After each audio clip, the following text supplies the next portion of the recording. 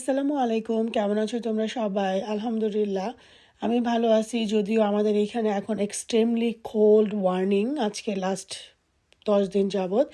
Last 2-3 দিন তো অনেক ঠান্ডা ছিল, একদম ঝড় তুফান, মানে নাজেহাল অবস্থা।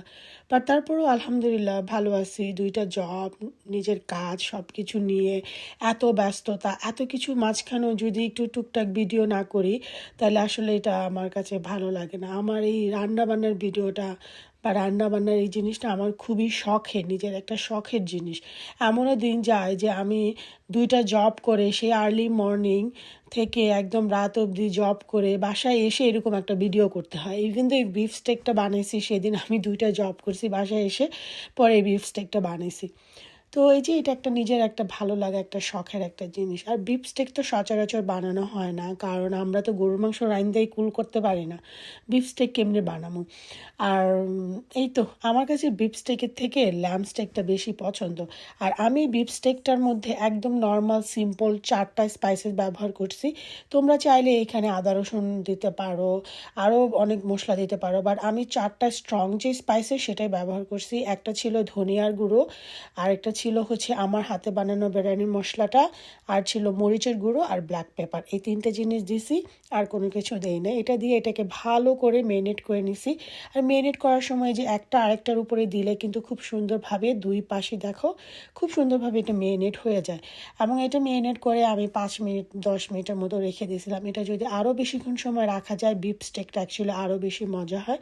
এবং আমি বিফ স্টেকটার মধ্যে অনেকগুলো বাটার দিছি, বাটারের মধ্যে বিফ স্টেকটা বানাবো। বিফ স্টেকের এক ধরনের অনেক রেসিপি ইন্টারনেটে পাওয়া যায়, বাট এরকম বাংলাদেশি স্টাইলে বিফ স্টেক তেমন একটা সচরাচর রেসিপি পাওয়া যায় না।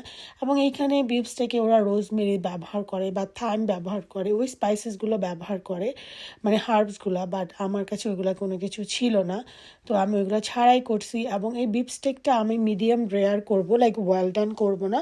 এই কারণে আমি এটাকে 20 মিনিট রান্না করছি। চুলার আঁচটা মাঝারি থেকে একটু বাড়ানো ছিল, আবার একদম বাড়ানো ছিল না কিন্তু। এবং এটা হচ্ছে আমি প্রায় 20 মিনিটের মতো রান্না করছি। এক সাইড 10 মিনিট, আরেক সাইড হচ্ছে 10 মিনিট, দ্যাটস ইট। কারণ তুমি যদি এটাকে আরও লম্বা টাইম কুক করো এটা কিন্তু রাবারি হয়ে যাবে। তো জুসি ভাবটা খাইতে হলে তোমাকে এই টাইমটা যদি মেনটেন করে রান্না করো, বিফ স্টেকটা খুব সুন্দরভাবে একদম জুসি হয়। এবং আমরা তো সবসময় গরুর মাংস একদম মানে ফুললি কুক করে খাই, আর বিফ স্টেকটা যদি এরকম ফুললি কুক করে রাবারি করে আমার কাছে ভালো লাগে না। অনেকে আছে কি বিফ স্টেক এখানে ম্যাশ পটেটো দিয়ে খায় বা ভেজিটেবল দিয়ে খায়, বা আমার কাছে বিফ স্টেক যেভাবে মজা লাগে ছোটো ছোটো করে কাইটা সালাদ বানায় খাইলে, আর ইদার এমনি খাইলে, ওইভাবে ওই যে ম্যাশ পটেটো ওই মানে ফ্যান্সি স্টাইলে আমার কাছে ভাল লাগে না, কারণ আমি নিজে ফ্যান্সি না। তো দেখো বিফ স্টেকটা দেখো কত সুন্দর, ভিতরে একদম মনে হচ্ছে রক্ত আছে এরকম একটা ভাব। তো এটাই হচ্ছে মিডিয়াম রেয়ার। তো এবং এত রক্ত নয়, বেশি রক্ত থাকলে ওটা হচ্ছে মিডিয়াম রেয়ার থেকে একটু কম। তো আমি মিডিয়ামটাই আমার কাছে ভালো লাগে। এবং আমি বিফ স্টেকটা করবো হচ্ছে র্যাপ বানাবো, এই জন্য আমি হচ্ছে মানে শর্মা বানাবো বিফ স্টেকের। তো এই কারণে হচ্ছে আমি শর্মার যে রুটি আছে সেটা নিয়ে নিছি, এবং গার্লিক আর পেঁয়াজ যেগুলো বাটারের মধ্যে ভাজছিলাম সেটা দিয়ে অল্প একটু বাটার দিয়ে এটার মধ্যে সুন্দর করে করে নিচ্ছি। এবং এখানে আমি একটা যেটা দিব সেটা হচ্ছে মেয়োনিজ। আমার কাছে যে মেয়োনিজের যে গার্লিক সসটা না, সেই সসটা আমি খুব মিসিং করতেছিলাম, কারণ ওই সসটা থাকলে অনেক ভালো লাগতো। বাট আসলে না তখন এত টায়ার্ড লাগতেছিল, বললাম না 2টা জব করে বাসায় এসে তখন এটা বানাইতেছিলাম, আমার আসলে ভাল লাগতেছিল না গার্লিক সস। তো তখন যেটা যা ছিল, যেহেতু গার্লিক ম্যাশ করে নিছি তো এখন আর বোদার করে নেই সসের জন্য, তো ম্যায়োনিজ দিয়ে দিছি। আর এই তো গরম গরম স্টেক দিয়ে, এটা খুবই মজা, ফ্রেশ। এবং এটার মধ্যে আমি লাস্টে আরেকটা জিনিস অ্যাড করছি, এটা হচ্ছে আরও ফ্লেভারফুল করছে।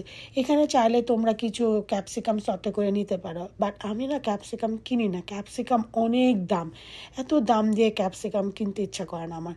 এখানে আমি এটা ছিল অর্গানিক হানি মাস্টার্ড, এটা একটু স্পাইসেস ছিল, এটা দিয়ে দিছি। এখানে আমি একটু জাপানিজ সয়া সস আনছিলাম কস্কো থেকে, সেটা দিছি। আর জারা লেবু, এই লেবুটাই পুরো শর্মাটার মানে টেস্টটাই চেঞ্জ করে দিছে, এত সুন্দর ফ্লেভার।